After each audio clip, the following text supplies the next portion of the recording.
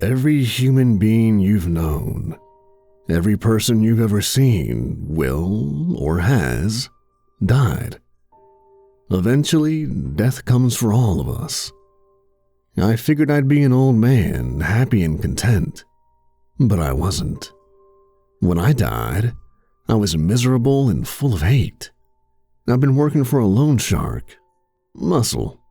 If you didn't pay, you had to see me. It was a terrible job, and I regret it now. But that didn't matter. I was shot. Mugged for the $18 in my wallet.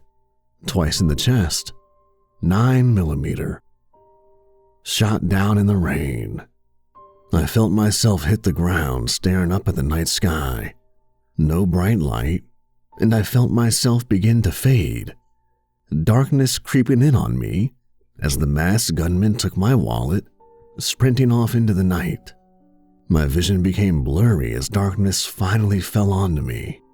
And then I was nowhere. I wasn't anywhere. Like being asleep, but not dreaming. Almost conscious.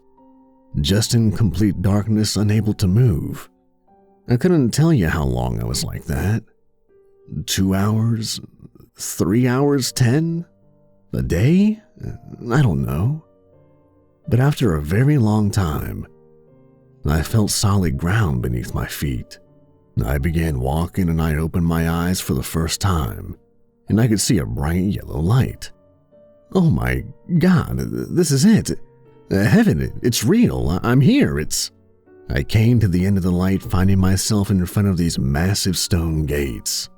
I had walked out of a stone tunnel with thousands of people lined up in front of them. All different races, men, women, everyone. At the front of this massive queue was 2 men. One wearing red and white robes with black hair and a beard, and the other was clean-shaven, blonde, wearing armor. Nobody was speaking, except for the 2 men at the front. I don't think they were able to, as I couldn't speak even if I tried. I waited in that line for an hour. They were moving through them quite quickly. I could hear what they were saying as I walked towards the front of the line. One of the men was speaking Italian or maybe Latin, I don't know, and the other was translating into whatever language that person spoke. I saw him speak to one woman in English. He says your soul has been measured, and you have been accepted into the kingdom of God. The woman nods, walking forward through the gates. The next man in line goes up, and the man in red and white speaks again, and then the armored man says something in a language I couldn't make out. The look of fear in that man's eyes I'll never forget. He walked down a flight of stairs that was to the right of the entrance of the gates. Not so long after that, I was up. The man in red and white said something in Latin or Italian, and the armored man said, Peter says he is very sorry, but your soul has been measured, and you have not been accepted into the kingdom of God. I try to argue, but I can't speak. I feel my feet walking away from the 2 men down a flight of stairs. I can see the man from before walking down ahead of me. I know I'm descending to hell. I know that, but I can't stop moving. The stone bricks are illuminated with metal torches on the walls. I can feel the heat rising as I descend. As I reach the bottom, it's sweltering. I sweat through my t-shirt, my head dripping with sweat. The stench of burning meat and sulfur is unbearable. I look up and see an ocean of fire whirlpooling ever down. Standing off to the side are terrifying creatures that I immediately identified as being demons. These beasts were things I couldn't imagine. Deformed, pieces of animals where pieces of animals shouldn't be, teeth and eyes everywhere. One of them had razor-sharp fangs jutting out from its lopsided mouth. Most of them had a human quality to them as well, which made them all the more disturbing. They began speaking to each other in words that would be unpronounceable for me. One of them had the head of some kind of big cat, but it was deformed and almost looked like it had melted. Blood oozing out of every orifice on its face. Razor-sharp teeth jutted down from above, connecting to a horrible, almost human body with the leatheriest of dark green skin. These massive hands dragged both my legs and began dragging me across the hot stones. I was brought to some sort of corral with a bunch of other humans fenced in behind a petrified wood fence. I could hear people around me screaming, and that was how I figured out I could move and speak again. We were surrounded by the demons, and there was no way of escape. They kept us corralled, not speaking a word of English, only speaking in whatever tongue that they knew, words I can't physically say. They waited and watched until they apparently decided they were ready. We were once again grabbed by demons, the same horrible big cat demon grabbing me by my arms. My skin was burning just from touching the rocks. Some people cry out and try to struggle away from these demons, but not me. I was fighting, kicking, trying to break free, but I couldn't. Its grip was too strong, and it wasn't fazed by my attacks.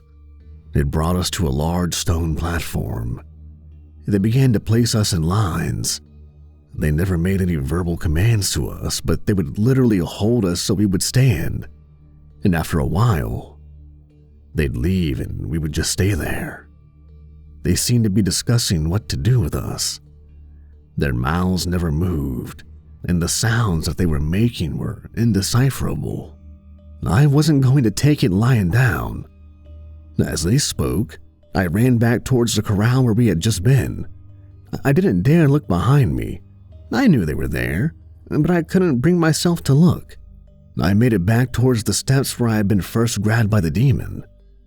There were more people coming down the steps. I ran up them, knocking past everybody walking down the steps. I continued up these steps, up the steps, up the steps, so many damn steps. I reached the top, and there's St. Peter and the armored man. They look at me, and Peter begins to yell at me in his language, but I back away, running back towards the stone tunnels I entered through. I ran away from the afterlife.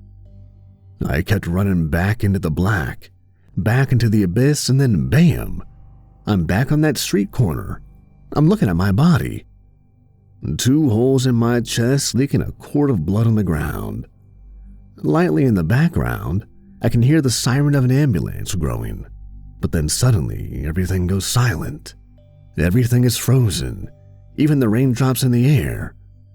I turn and I can see a man in a flat cap, a button-up shirt, and light khakis. "You really shouldn't be here." His voice was low, sort of raspy, like he smoked a pack a day. "What the hell are you talking about? I'm dead. I was just in hell. How the hell am I here?" The man laughed. "Oh, buddy, I got news for you. You just might live.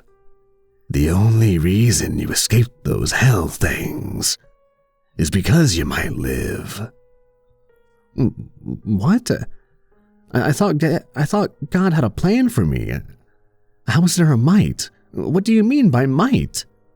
I was angry. I wasn't messing around. "Yeah, well, I'm Death, or Enku, Smerich, Yama.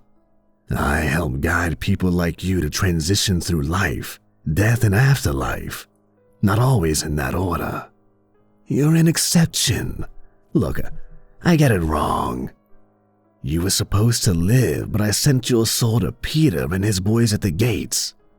I made a mistake. I'm here to set it straight. But now you're back here, so no harm done. We'll get you back into your broken body, and we can all be on our way. This can just be a coma dream." He snapped at me and nodded again. "All right, ready to go back into your body again?" "What? No, of course not. I have so many questions. Does this mean I'm going to hell no matter what when I die?" "No, you can always change before you die next. But I can't tell you when that's gonna be, so that could be tomorrow. Good luck." A doorway appeared to the left of me. "And I just go through there?" "You just walk right on through it. I nodded. I walked up to the door and grabbed the handle, twisting it open. Inside was that same black void. I stepped into it, and suddenly I was awake in a hospital room. It was the middle of day, sunshine coming through the windows. The doctor explained what happened to me. I already knew, but they didn't care. I didn't try to tell anyone what I saw. They'd say I was a schizoid for life, so I hid it. That was 10 years ago. I've changed my life, become a better person. I've taken steps to be better. I haven't been violent at all. I quit my loan shark job. I pray that when I die, I get to go through the gates, because what I saw in hell torments my nightmares to this day. Maybe I'm crazy. Or maybe I really saw beyond what the living were ever supposed to see.